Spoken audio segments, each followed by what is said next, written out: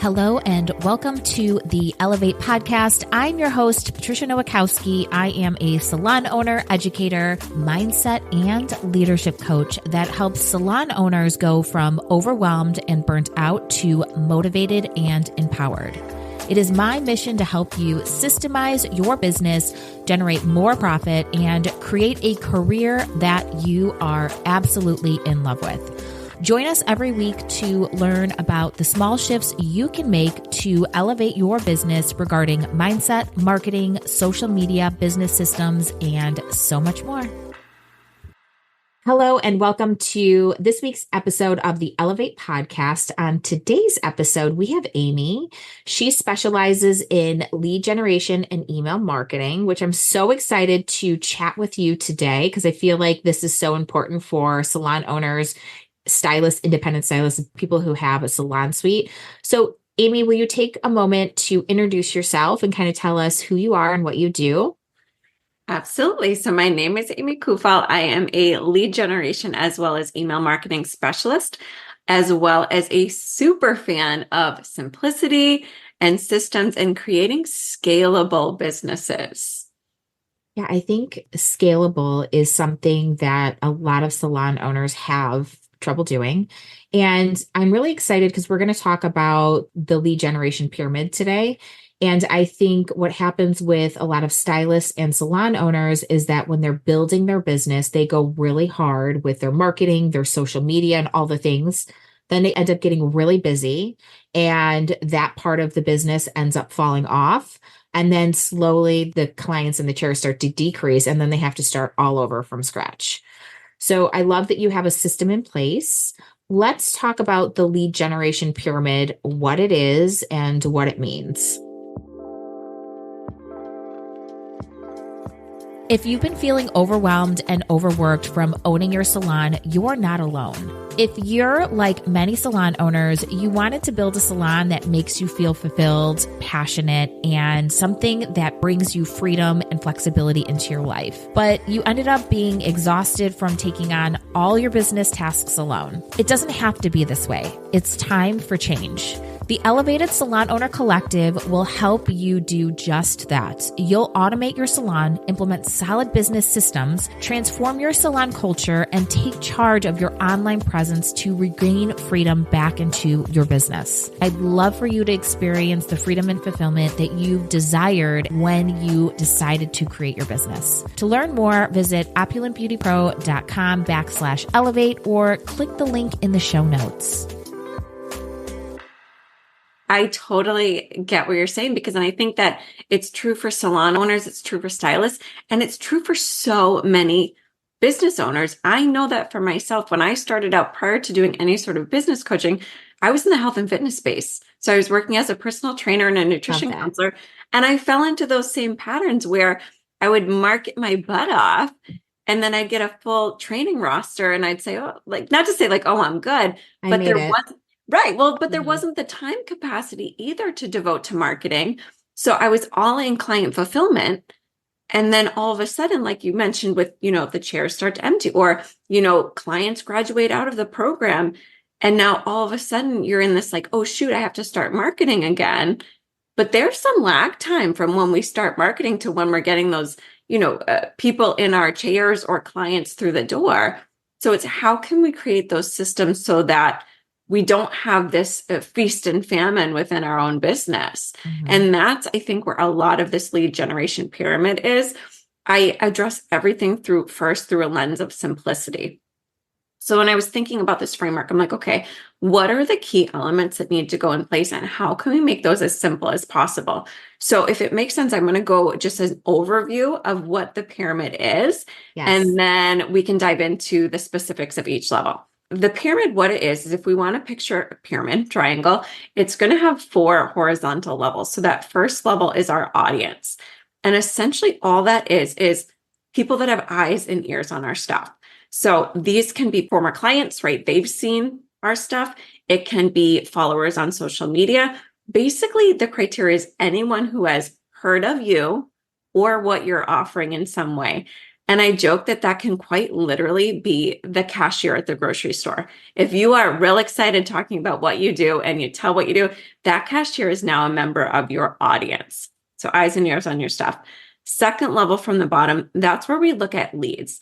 Within my own business and what I teach, the only way I consider someone a lead is if they were on your email list.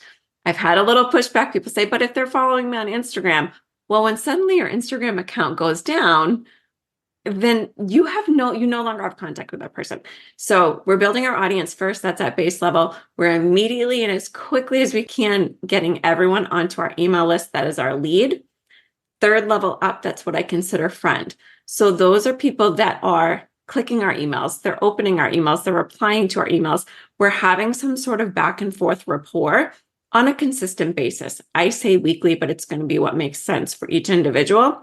And then finally, fourth level up, that's when someone becomes a client or customer. Yeah, I love that you talked about Instagram. I feel like so many salon owners and hairstylists just put so much focus on their social media.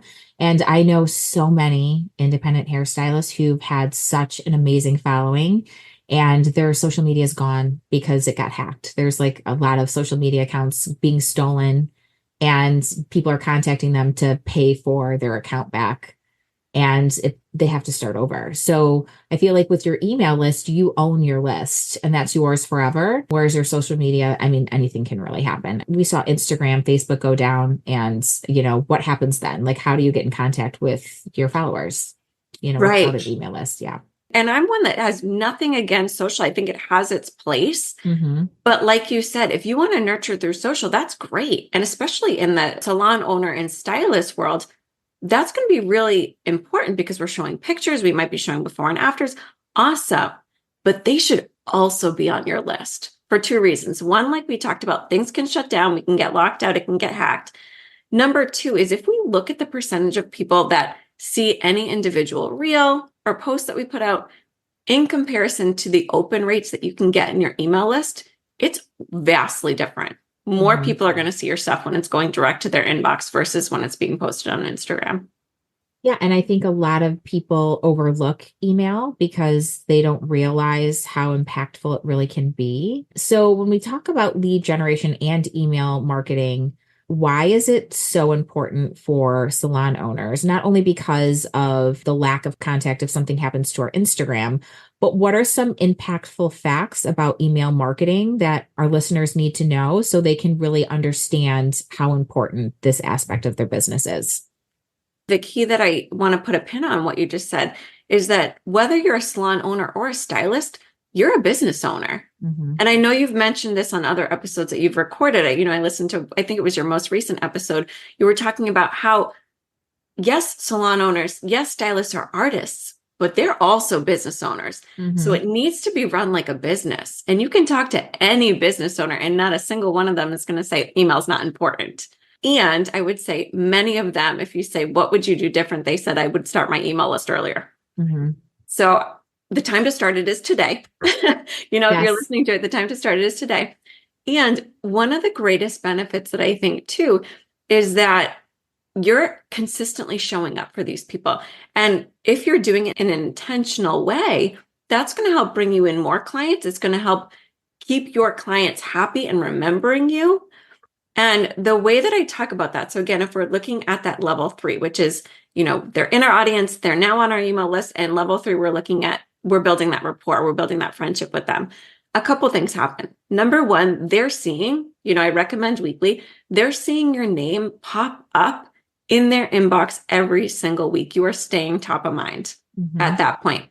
Even if they don't open your email, they're literally seeing your name come up every single week. So when they're looking like they need a new haircut, oh, I remember this name, they're not going to go somewhere else. They see you. The other thing is it gives you the opportunity to week over week, show your expertise, give a little tip, show a bit about your personality and who you are.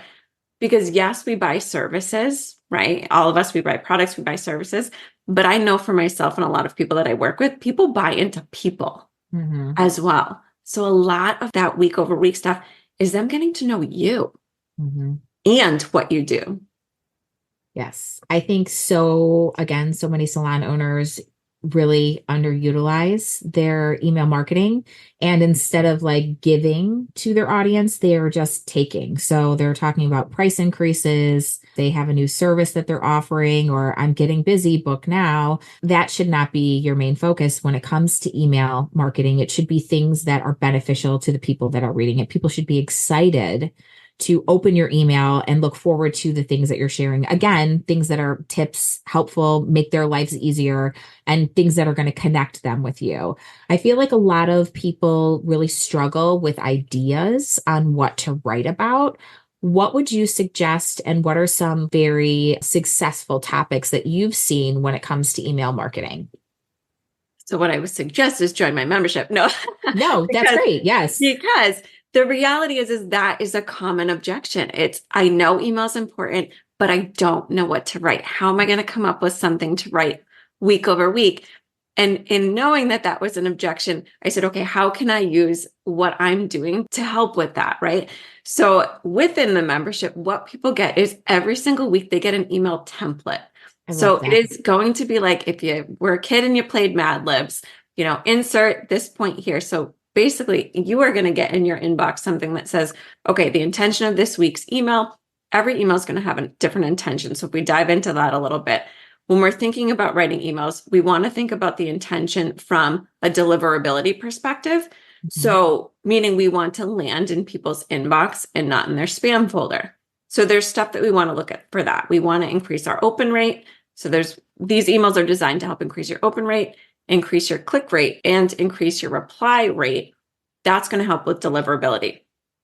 Beyond that, I also make sure each email is designed in a way that's going to do a couple things. It's going to increase the desire for what your offering is, and it's going to decrease any doubt that they have, as well as increase what we call the know, like, and trust factor for you.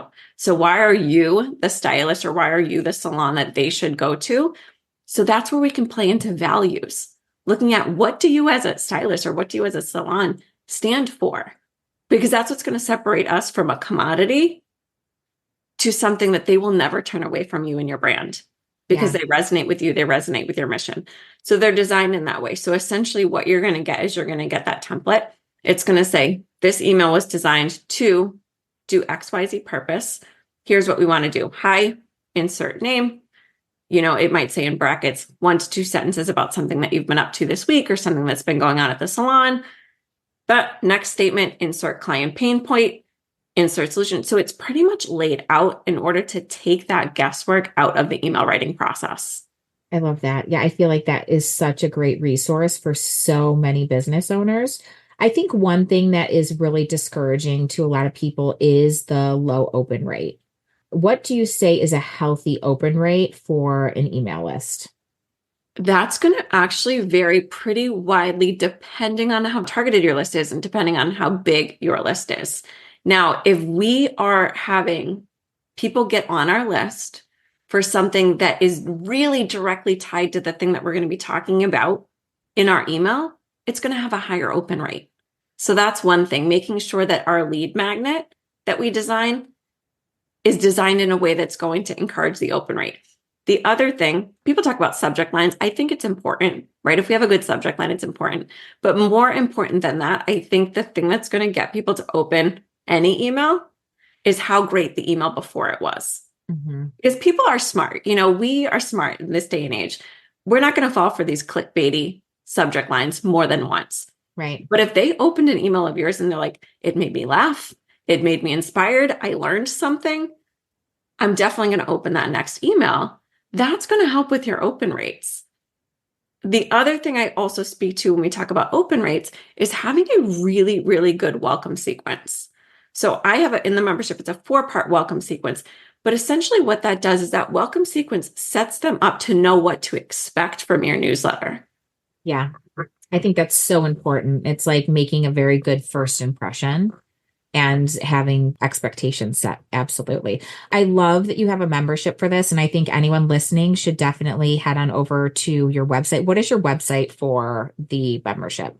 amykuphal.com. And I'm actually, for all of your listeners, I want to give them a free 14-day trial Love inside the that. membership. So if they go to amykuphal.com/free, that'll get them that 14-day trial. Nice. And I think too, like, again, why try to wing it and figure it out yourself when you have an expert here who has already mastered the sequence and already mastered putting content together that is going to make an impact immediately instead of trying to figure it out on your own.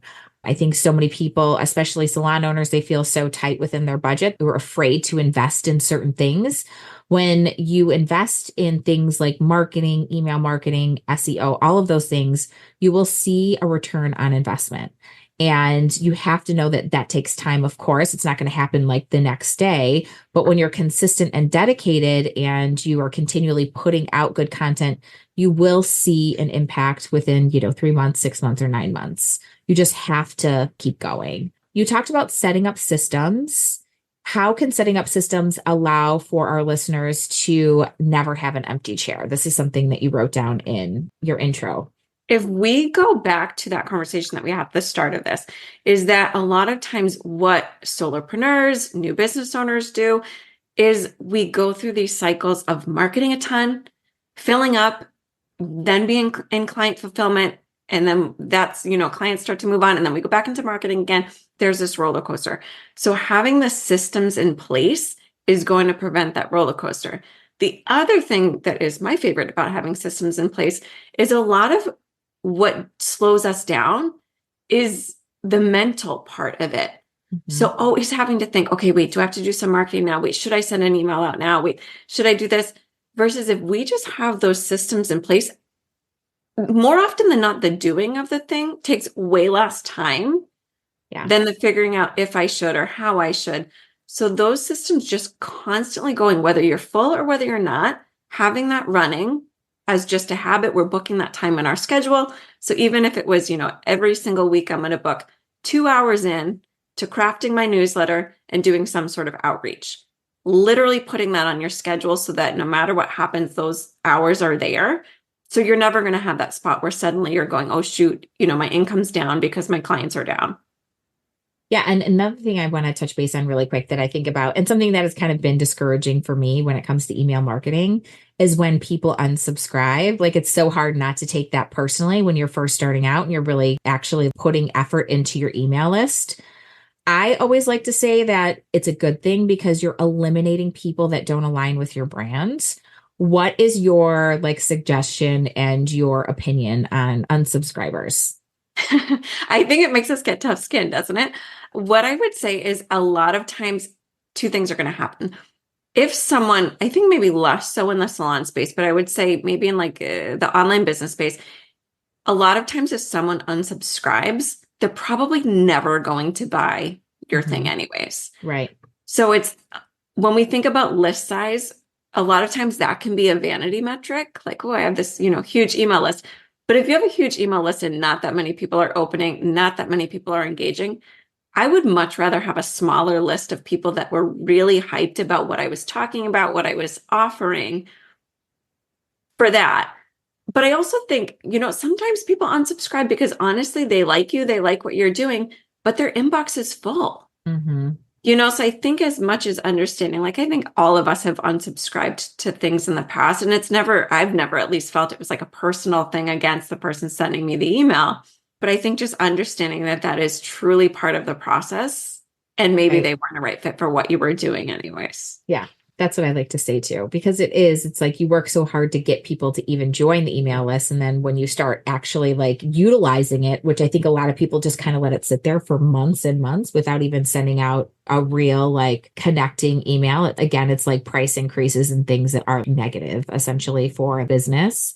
But when you really start doing weekly emails, you are going to have people drop off no matter what, unfortunately. So reframing how you think about it is so important. To add on that too, so yes, I think it's just understanding that it's part of it is correct. And also what you talked about is it's funny that you get that story of people build their email list and they put all this time and effort in and then they don't use it. Yes. What ends up happening, and that is honest to God, one of the number one mistakes that I see people making. And so much so that I call those people like a ghost marketer, because there's essentially without diving into all of them, there's essentially 4 big mistakes that I see people making when it comes to building their email list, building their audience, getting clients. One of them being that is that They do an awesome job of building their audience. They're posting on Instagram. They're posting on social media. They do an awesome job of getting people on their list. And then all of a sudden, they don't talk to those people for 3 months. And then 3 months later, they're sending them price increases or they're sending them sales emails. What's going to happen there is two things going to happen. Either someone's going to get really annoyed because imagine, I mean, you have a friend that you become friends with, you don't talk to for 3 months, and then they just call when they need something. Exactly. It doesn't feel good. So you're either going to tick people off, which is not our intention, or if someone opted into your lead magnet 3 months ago, and all of a sudden you start emailing them, they might not even remember who you are or why they signed up for your email to begin with. Right. And that's where that weekly consistency comes into place. It's, if you've set them up with a solid welcome sequence and then you're nurturing them week over week, they're going to know who you are and make an informed choice as to whether they want to stay on that list or not at that point. Right. I think that's a really great point. I love that. Okay. Is there one action our listeners can take after this episode regarding these topics? What would it be and why? I would say signing up for your membership. Besides that is the action. No, what I would say is at least at bare minimum, I would say probably the number one mistake we see people making is that, like you mentioned, with stylists especially, we're building an awesome social media following. The number one thing is figure out how you're going to get those people on your email list. Yeah. So even if it's, what we create at first is never going to be perfect, but create some sort of, even if it's a simple PDF freebie. Anytime you're posting, have a call to action. You're showing a before and after of a cut that you've done or a coloring that you're done. Say, okay, great, a little bit about it.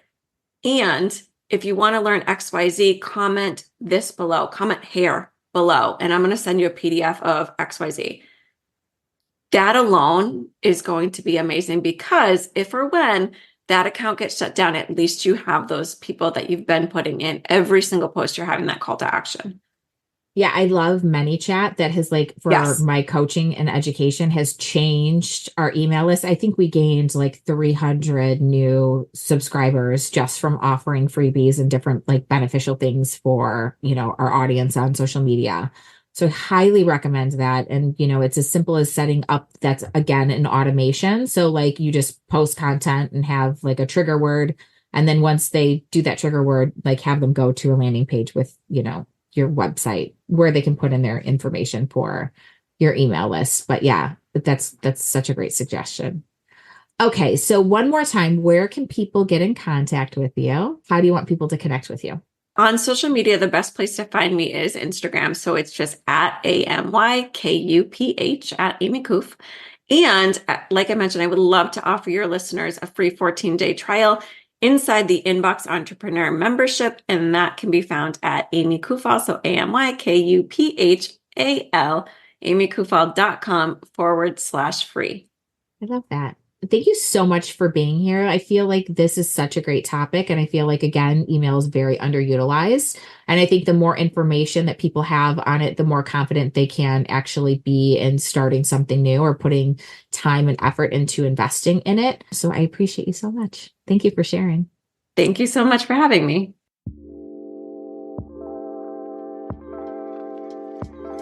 Thanks for tuning in to the Elevate podcast. If you loved this episode, it would mean the world to me if you would leave a review on Apple Podcast or wherever you listen. The Elevate podcast is hosted by me, Patricia Nowakowski, and is produced by Opulent Beauty Pro. To receive my free business guides, visit opulentbeautypro.com/free or click the link in the show notes. You can find me on Instagram at Opulent Beauty Pro or at Patricia_Nowakowski_OBS. If you love this show, please consider subscribing and we will see you next week.